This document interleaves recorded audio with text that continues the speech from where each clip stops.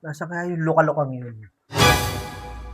Nagtataguan na naman ako eh. Pabalik-balik na ako dito eh. Parang narito ako.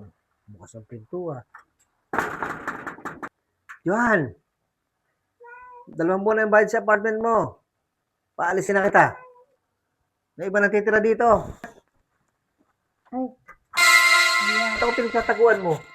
hindi naman kita pinagtataguan. Anong hindi? Eh, pabalik-balik na ako rito. 2 buwan na yung delay mong paggawa dito sa apartment. Oh, ito. Oh, yan. Ay, Oh, yan. dalawang buwan na pala yung Oh, magpapa-3 na. Hindi pa ako nakakabayad. Oo nga.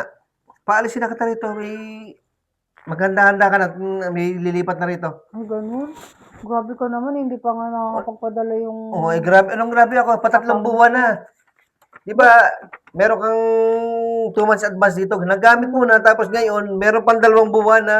Sabi mo, 2 lang, tapos ngayon 3 na. Oh, ay, maglalabas na sa isang araw, 3 buwan. Kuya, baka kasi wala pa yung apam, wala pang padala yung apam. Apam na naman. O, di ba kayo naman ang usapan natin? Ayusin mo na yung mga gamit mo at may lilipat na rito sa isang araw. Lilipat, kuya? Sa isang linggo. Ha? Inibigyan kita ng 5 araw. Sa isang linggo na agad? Oo. Ano bang kuya? Sa isang linggo na agad? Hindi tumawad ng isang buwan pa kasi maghahanap ako ng lilipatan eh.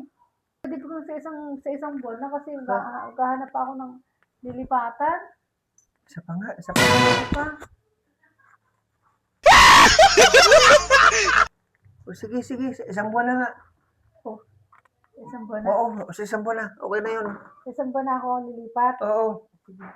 Basta babayaran mo ha.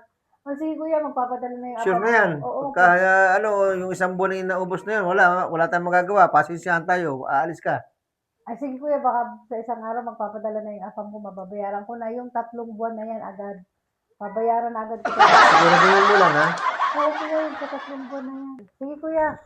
O, sige, sige, sige. Eh, wala na to ha. Oo, sige. Siguraduhin mo lang yan. Bait Madali naman, akong kausap. bait naman ni kuya. Sige kuya. O, sige, sige. Sige, salamat.